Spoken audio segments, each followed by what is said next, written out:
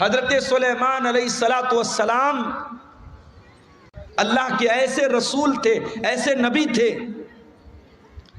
کہ اللہ تعالیٰ نے ان کو بہت ساری سپر نیچرل طاقتیں دی تھی۔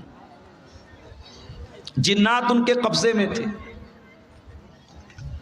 بڑے بڑے جنات اتنی بڑی بڑی دیگوں میں کھانا پکاتے تھے، پورا گاؤں کھا سکتا تھا۔ بڑی بڑی بلڈنگ بناتے تھے جنات، کسی مزدور کی ضرورت نہیں، جنات کھڑے ہو کر کے مزدور عمارتیں بنا دیتے تھے۔ ہوا ان کے کنٹرول میں تھی، وہ صبح سے شام تک کا سفر پل بھر میں طے کر لیتے تھے۔ اتنی بڑی طاقت حضرت سلیمان علیہ السلام کو ملی تھی۔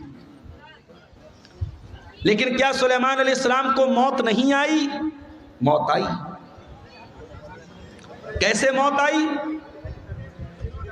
سلیمان علیہ السلام کے حکم سے جنات بیت المقدس کی تعمیر کر رہے تھے،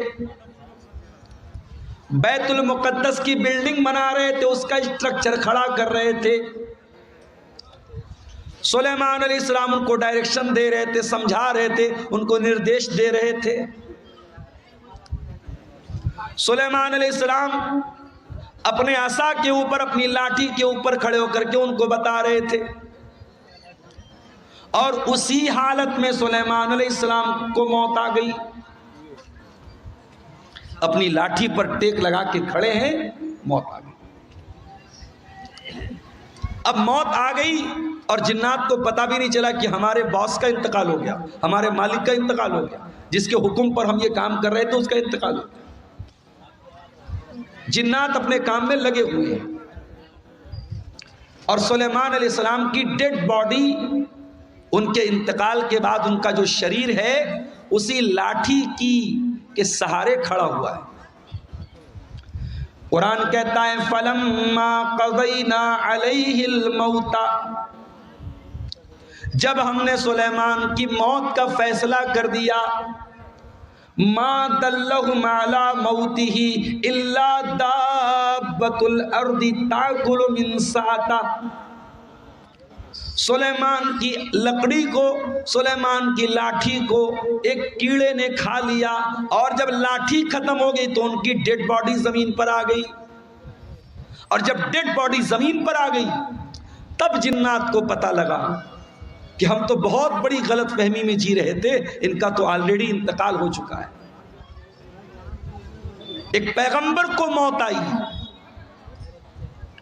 قرآن کہتا ہے کل نفس ذائقۃ الموت، ہر نفس کو مرنا ہے، امیر سے امیر کو بھی مرنا ہے، غریب کو بھی مرنا ہے۔ یہی قاری عبد الباسط صاحب ساؤتھ انڈیا میں اپنے ادارے کے چندے کے لیے جاتے ہیں، افطار کا ٹائم ہے، افطار کا سامان لینے کے لیے جاتے ہیں، اور ٹرین کے دروازے پر سیڑھی چڑھتے ہوئے اچانک ان کا پیر پھسلتا ہے، گرتے ہیں، اور وہی حادثہ ان کی موت کا سبب بن جاتا ہے۔ میرے پیارے بھائیوں، ہم نہیں جانتے موت کب آئے گی، اس لیے کہ 5 چیزوں کی جانکاری صرف اللہ تعالیٰ کو ہے۔ سورہ لقمان کی آخری آیت اٹھائیے، ان اللہ عندہ علم الساعہ، اللہ ہی کو پتہ ہے کہ قیامت کب آئے گی۔ قیامت کا ایگزیکٹ علم صرف اللہ تعالیٰ کو معلوم ہے۔ قیامت کی نشانیاں بتائی گئی ہیں، مگر قیامت ایگزیکٹ کب آئے گی، تاریخ کیا ہوگی، دن کون سا ہوگا، یہ ہمیں نہیں معلوم۔ ان اللہ عندہ علم الساعہ، قیامت کا ایگزیکٹ علم اللہ تعالیٰ کے پاس ہے۔ وَيُنَزِّلُ الْغَيْثَ، بارش کب ہوگی، کتنی ہوگی، کہاں ہوگی، اللہ کو معلوم ہے۔ ابھی کٹیہار کے 2-3 پروگرام کینسل ہو گئے، موسم خراب ہو گیا، بارش ہو گئی۔ ایک اچھے کریٹر بننے کے لیے کیا چاہیے؟ اسی علاقے میں سیلاب کی وجہ سے بہت سارے پروگرام کینسل ہو جاتے ہیں۔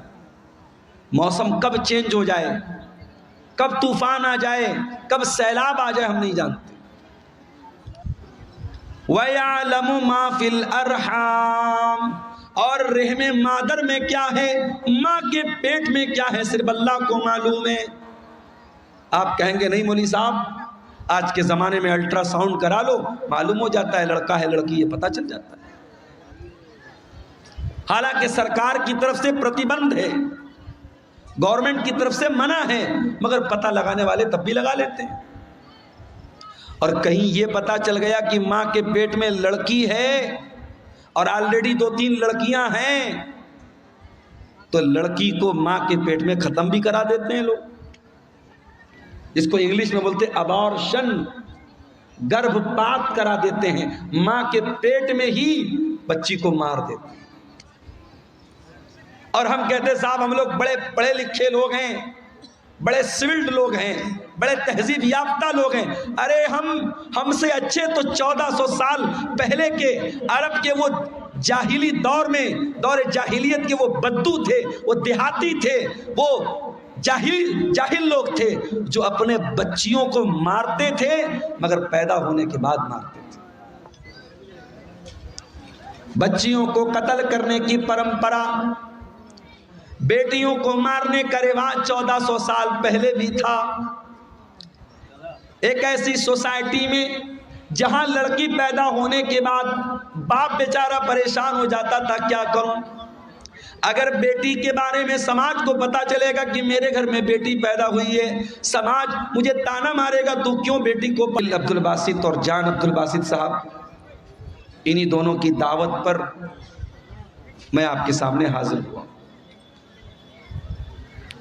قرآن حکیم کی